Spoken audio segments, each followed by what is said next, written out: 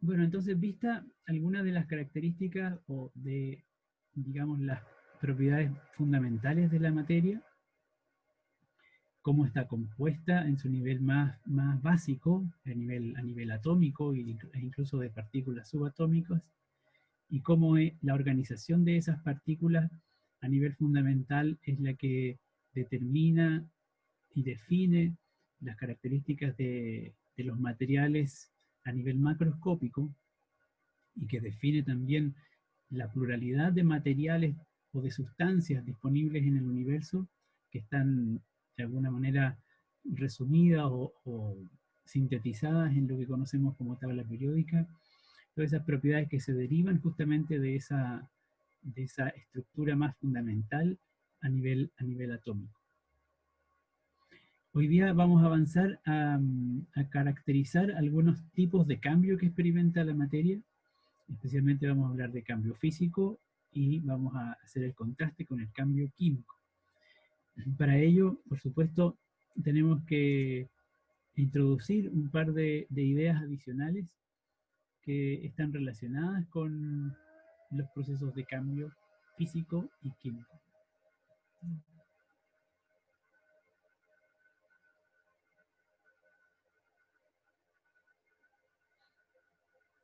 Espero que después de la presentación ustedes puedan estar en condiciones de realizar un ejercicio de síntesis conceptual, podríamos decir, a través de un mapa conceptual que les he publicado en el aula virtual y que espero puedan realizar en grupos, ojalá haciendo uso de una herramienta para el trabajo colaborativo en línea que es bastante funcional, bastante simple para utilizar y me parece a mí bastante interesante.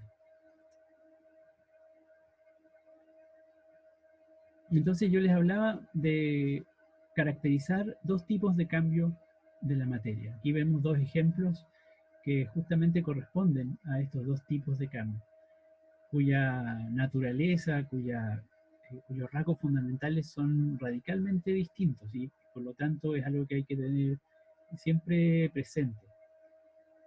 En el caso de esta burbuja que se congela en contacto con la nieve, estamos hablando de un cambio físico, fundamentalmente un cambio en el cual la sustancia que se transforma no se modifica. Cuando hablamos de sustancia, recuerden que estamos hablando de los átomos o las moléculas que componen un material. A diferencia de lo que ocurre en este otro proceso tan cotidiano, ¿no? Como es el de cocer o el de freír un huevo. Observamos también un proceso de cambio, sin embargo, en este caso, ese cambio es radicalmente distinto del anterior, porque aquí las sustancias iniciales, digamos la clara de huevo y la yema del huevo que están crudas, experimentan una transformación en el sentido de que la sustancia misma se modifica, cambia.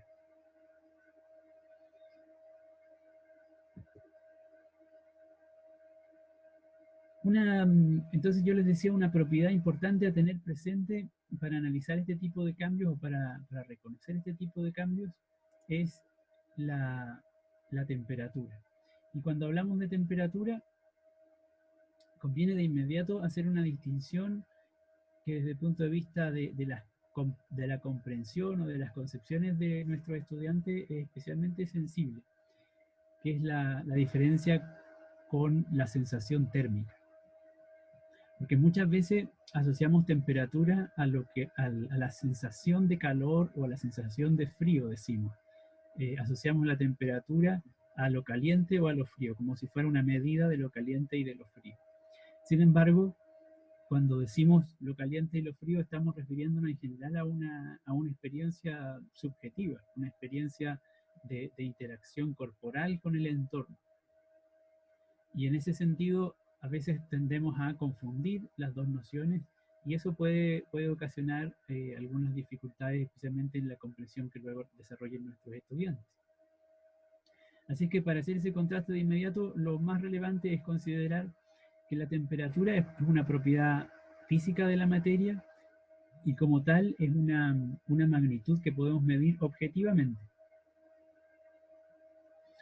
Por supuesto, sí está relacionado con cuán caliente o frío está una sustancia, pero como es una propiedad objetiva, entonces no depende de nuestra percepción. El trasfondo o el concepto físico que subyace a la idea de temperatura está directamente vinculado con la cantidad de energía que está almacenada, podríamos decir, en una sustancia o en un material. Específicamente está relacionado de manera indirecta con la energía de movimiento que tiene la estructura de ese material. El movimiento de las partículas o de las moléculas o de los átomos que componen la sustancia. Así que cuando medimos temperatura, de manera indirecta estamos midiendo justamente el nivel o el grado de agitación molecular que tiene una sustancia. En cambio, cuando hablamos de sensación térmica, estamos hablando de esta percepción subjetiva de cuán caliente o frío está una sustancia, y es una percepción que por supuesto depende del sentido del tacto, es una sensación que depende en general de las condiciones ambientales en las cuales nos encontramos, y muy especialmente depende también del tipo de material con el que estamos en contacto.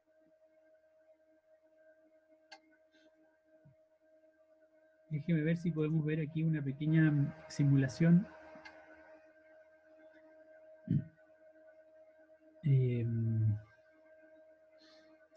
Para justamente modelar la idea de agitación molecular.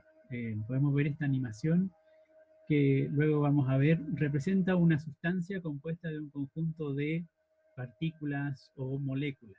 En general podemos hablar, en este momento podemos hablar de moléculas. Y ustedes ven que este material, por supuesto estamos observando una porción muy pequeña del material, presenta un cierto movimiento de vibración a nivel molecular. En este caso tenemos aquí un aparato para medir la temperatura del material, por supuesto es lo que conocemos como termómetro, nos indica una temperatura de 0 grados,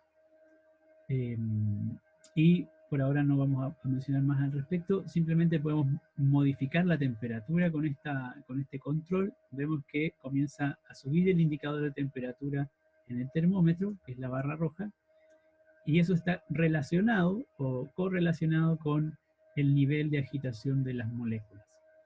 Así que en general, cuando decimos que la temperatura es una medida de la agitación molecular o del nivel de agitación molecular, estamos pensando en cuánto vibran, cuánto se mueven las moléculas de la sustancia. Profe. ¿Sí? ¿Y de qué va a depender que las moléculas vibren? Muy interesante pregunta. Le voy a mencionar en la siguiente diapositiva, digamos, cuál es el límite. Pero en general, la materia en el universo está siempre en algún nivel de agitación molecular, así como estas moléculas de este material, que aunque bajemos la temperatura, en este caso al 0 Celsius, mantiene un nivel de vibración. Podemos bajar incluso más la temperatura y las moléculas o las partículas todavía van a seguir vibrando, cada vez menos, pero van a seguir vibrando. Así es que en general la materia en el universo siempre tiene un nivel de agitación molecular. ¿Cuál es el origen de esa agitación molecular? Bueno, la explicación física hoy día es compleja, pero básicamente diríamos que está en la naturaleza de las moléculas o de las partículas el interactuar de tal manera entre sí, entre ellas, que no logren estar nunca en un estado de completo equilibrio. Recuerden que en el modelo atómico, digamos, más actual de la física cuántica, los electrones, que en los modelos anteriores, en el modelo de Bohr, por ejemplo, era una partícula, en el caso de la física cuántica, el electrón se convierte en una onda. Entonces, lo que está ocurriendo a nivel atómico aquí es que los átomos no tienen una forma definida, no tienen una estructura completamente rígida. y los electrones, por lo tanto, las capas electrónicas, los orbitales electrónicos están ocupando distintos niveles de energía en distintos momentos. Están interactuando entre sí, de hecho. Están interactuando también con la materia que los rodea, con la radiación, con la luz. Entonces, esa característica tan fundamental de las partículas más elementales, como por ejemplo son los electrones, que uno no los puede situar, no los puede ubicar en un lugar específico, sino que siempre están de alguna forma distribuidos, hace que la materia siempre presente este nivel de agitación o de movimiento a nivel atómico o a nivel molecular.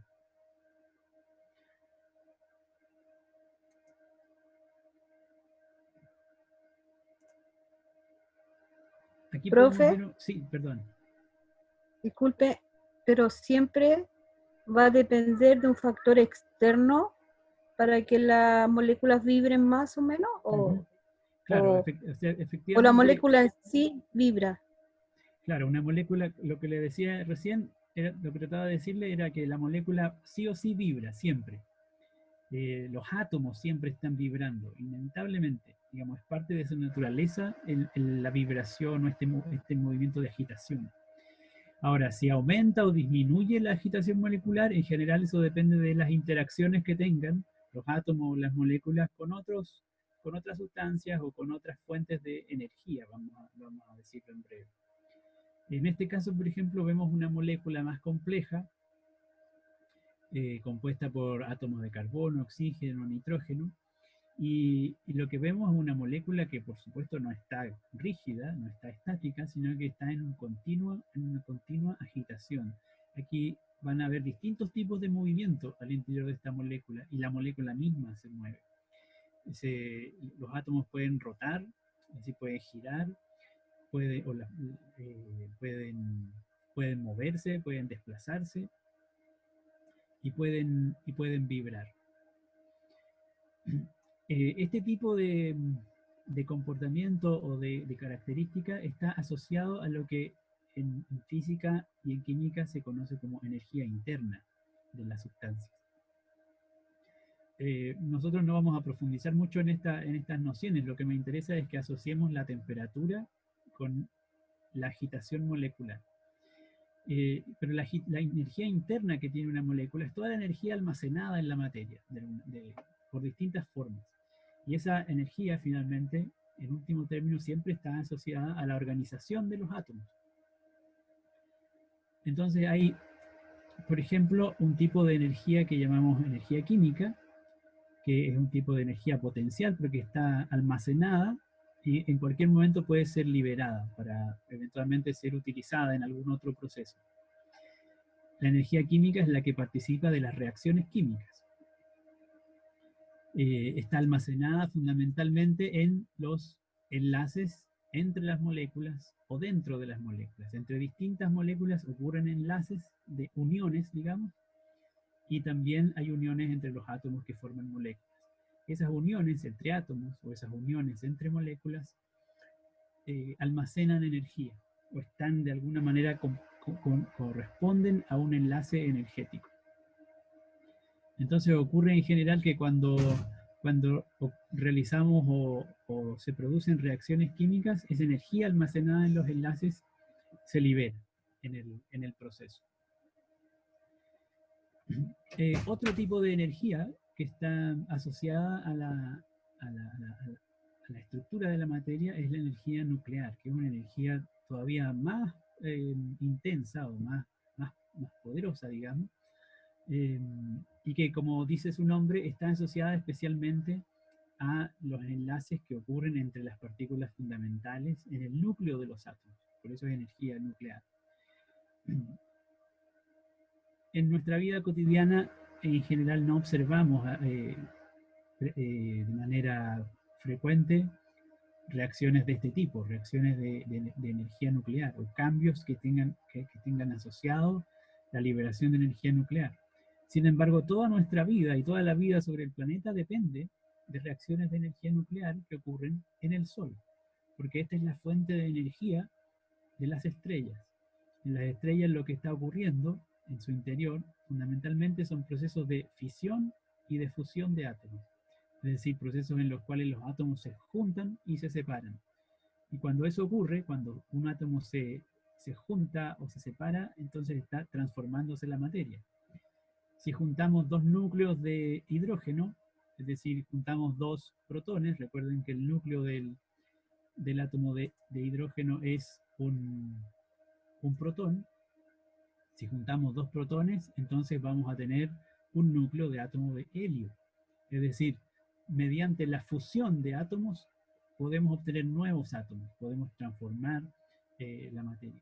Eso es lo que ocurre en los procesos asociados a la energía nuclear. Y especialmente lo que nos interesaba era mencionar este otro tipo de energía, que es lo que frecuentemente asociamos con energía térmica, o si ustedes quieren, energía cinética, energía del movimiento molecular, y que está asociado a movimientos de traslación de las moléculas, a movimientos de vibración y a movimientos de rotación. Así que cuando medimos la temperatura, de manera indirecta estamos midiendo el nivel de energía térmica que está asociado a la sustancia. Cuando yo les he dicho varias veces, ya que medimos la temperatura, bueno, utilizamos algún tipo de escala graduada de manera convencional para establecer el nivel de temperatura que tiene un cuerpo o que tiene una sustancia. En general existen al menos 3 escalas en uso para medir la temperatura en el mundo. Nuestra escala más frecuente de medida de la temperatura es la escala Celsius. En contextos anglosajones la escala más utilizada es la Fahrenheit, mientras que en investigación científica se utiliza lo que se conoce como escala Kelvin o escala absoluta para medir temperatura. Estas 3 escalas, por supuesto, están relacionadas, de manera que puede uno establecer equivalencia entre las temperaturas de una escala con las de otra escala. Recién me preguntaba una compañera por qué pasa con si acaso la materia siempre tiene agitación molecular, siempre tiene movimiento. Bueno, algo interesante de la escala Kelvin, de la escala absoluta, es que justamente se establece en función de un límite teórico que corresponde a lo que llamamos el cero absoluto de temperatura, en el cual teóricamente la materia no tiene ningún nivel de vibración. La materia está absolutamente en reposo, absolutamente quieta.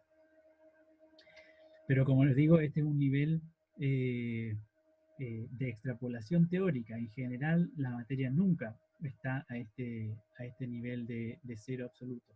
En laboratorio se ha podido obtener temperaturas muy bajas de átomos de helio, digamos, pocas décimas por sobre el cero, y cuando eso ocurre, entonces el helio adquiere unas propiedades muy especiales, como superconducción eléctrica, etc.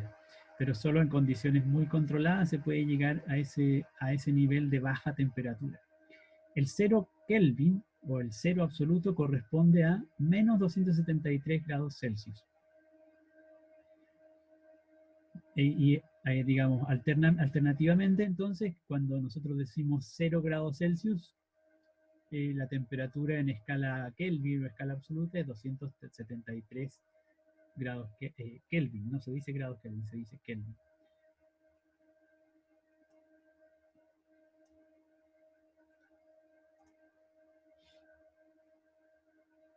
Bueno, ¿qué papel juega la temperatura en los cambios de la materia? Eso está asociado a lo que llamamos proceso de transferencia de energía térmica. Ya les decía hace un rato que la energía térmica es aquella que está asociada al movimiento molecular o energía cinética de las moléculas. Mientras que la temperatura es una medida indirecta de esa energía térmica, de ese movimiento molecular de la estructura de la sustancia. En general, observamos en la naturaleza un proceso que es muy básico y que corresponde a lo que habitualmente asociamos como calor, o proceso de transferencia de calor. Es mejor hablar de un proceso de transferencia de energía térmica, porque el calor justamente es el proceso mediante el cual ocurre esa transferencia de energía. ¿Y cuándo ocurre la transferencia de energía térmica? Básicamente cuando dos objetos o dos sustancias se encuentran a diferente temperatura y se ponen en contacto directo o indirecto. Cada vez que tenemos dos materiales o dos sustancias que tienen diferencias de temperatura, entonces observamos un proceso de calor, es decir, un proceso de transferencia de energía térmica. Y ese proceso ocurre siempre en una dirección, desde el objeto que tiene mayor temperatura al objeto que tiene menor temperatura. El proceso ocurre hasta que se produce un equilibrio térmico, es decir, ambas sustancias o ambos objetos alcanzan la misma temperatura.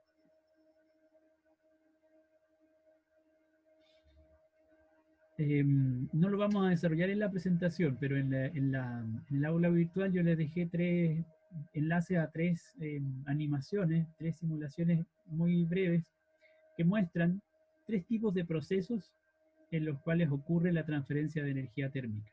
En general, el calor o los procesos de calor se dan de 3 maneras. Se da por conducción o por contacto, es decir, una sustancia entra en contacto con otra y entonces transfiere energía térmica. Es lo que ocurre, por ejemplo, cuando, cuando la cuchara del té está dentro de la taza y nosotros la tocamos y entonces la cuchara está caliente, básicamente porque ha habido un proceso de transferencia de energía térmica del agua, que está a alta temperatura, a el metal de la cuchara, que está a menor temperatura, por contacto directo entre las moléculas del agua con las moléculas del metal. El otro proceso de transferencia de energía térmica es la transferencia de energía por convección, que básicamente consiste en la transferencia de energía por el movimiento de la sustancia. Lo que observamos habitualmente en una cocina. Cuando estamos cocinando, vemos que el vapor de la tetera, por ejemplo, o el aire caliente que sube de la misma cocina en la cual estamos calentando algo, asciende en general a la parte superior de la cocina. Si no lo han hecho, hagan la prueba cuando están cocinando, cuando entren a una cocina en la cual se esté cocinando, levanten sus brazos y perciban la sensación térmica del aire que está en la parte superior en comparación con la temperatura del aire que está en la parte inferior de la habitación. Lo que observamos en esos casos son procesos de convección, es decir, hay masa de una temperatura, en este caso masa de aire, que se mueve debido justamente a la diferencia de temperatura que hay con otra masa de aire. Y por último, el otro proceso de transferencia de calor es la radiación. Cuando un objeto en general tiene una temperatura superior al cero absoluto, siempre está emitiendo radiación, algún tipo de radiación. En general se dice radiación térmica, una radiación que no es visible a simple vista, porque es una radiación de baja intensidad, pero sabemos, por ejemplo, que hay calefactores infrarrojos, justamente calefactores que utilizan la transferencia de energía por radiación para, valga la redundancia, transferir energía térmica. Bueno, dicho eso, entonces sobre temperatura y calor, entonces estamos en condiciones de hablar de los estados físicos o estados de agregación de la materia. Aquí vemos en esta lámina 4 tipos de estados de agregación, los 3 probablemente más conocidos por nosotros, el estado sólido, el estado líquido y el estado gaseoso. Y hay un cuarto estado que llamamos plasma. El plasma, el fuego. Todo lo que corresponde al fuego. Sí, podemos decir que el plasma de la llama de una fogata o de un fósforo es un tipo de plasma de baja temperatura. ¿Ya? Probablemente es el plasma, uno de los plasmas con lo que podemos tener relación en la vida cotidiana. O otro puede ser el que hay dentro de los tubos fluorescentes, por ejemplo, o en los tubos de luz de neón. Ya les comento algo más sobre el plasma. Por ahora, bueno, observemos que estamos representando en estos modelos tres formas en las cuales se presenta la materia en función de la organización de sus moléculas o de sus partículas. Las diferencias fundamentales entre estos tres estados tienen que ver con el nivel de movimiento o de libertad de movimiento que tienen sus respectivas moléculas. En el caso del sólido, la libertad de movimiento de las moléculas es mínima. Eso es porque en general las moléculas en un sólido están muy enlazadas unas con otras. Y es muy difícil que se separen. Hay que invertir energía, hay que transferir la energía a un sólido para que las moléculas se separen. En el caso del líquido hay un nivel de vinculación molecular que es menor que en el caso del sólido, y por lo tanto las moléculas tienen cierto nivel de libertad de movimiento, pero no es completa autonomía de movimiento. Siempre hay algún grado de enlace molecular, de manera que las moléculas del líquido tienden a mantenerse aglutinadas, juntas, a pesar de que no se mantienen en posiciones fijas. Y en el caso del estado gaseoso, por supuesto, observamos una sustancia en la cual las moléculas tienen completa libertad de movimiento, ¿no? Prácticamente no tienen enlaces unas con otras y solo ocurre eventualmente colisiones entre moléculas. Así es que, fundamentalmente, cuando hablamos de tres estados de agregación, estamos hablando justamente del nivel de movimiento que pueden tener las moléculas que componen una sustancia. En el caso del plasma, estamos ante una situación semejante a la del estado gaseoso, en la cual las partículas que componen el plasma, o las moléculas que componen el plasma, tienen mucha libertad de movimiento, pero tienen una característica adicional, y es que se trata de partículas que están eléctricamente cargadas. Son partículas que están interactuando eléctricamente, se atraen o se repelen. Pero en general, como tienen mucha energía y por lo tanto se están moviendo muy rápidamente, no se aglutinan, sino que generan procesos de descarga eléctrica o de corrientes eléctricas. A pesar de que estamos habitualmente acostumbrados a relacionarnos con estos tres tipos de estado, y de un modo mucho menos frecuente con el plasma, su compañero decía, el fuego es un ejemplo de plasma. Efectivamente, en la flama del fuego uno tiene un caso de plasma, diríamos, de baja temperatura, pero el plasma es el estado de agregación de la materia más abundante en el universo, porque también ocurre que las estrellas básicamente están compuestas de partículas, de átomos y de moléculas, fundamentalmente, que tienen carga eléctrica, que están ionizadas las moléculas o los átomos. Así es que los gases que componen las estrellas en general se encuentran en un estado plasmático. Podemos ver otra simulación, aunque me parece que nos quedan pocos segundos. 3 minutos. Vamos a ver esta animación y suspendemos volvemos a otra sesión, ¿ya? Bueno, teníamos la representación de los modelos estáticos para presentar la organización de las moléculas en un sólido. Por supuesto, como era un modelo gráfico, no podíamos apreciar la vibración molecular. Recuerden que la materia siempre tiene algún nivel de agitación molecular. Así es que aquí observamos una porción muy, muy diminuta de un sólido, porque podemos incluso visualizar las moléculas. Casi vemos que mantiene su estructura, a pesar de que de todos modos hay algún nivel de agitación molecular en las estructuras que lo componen.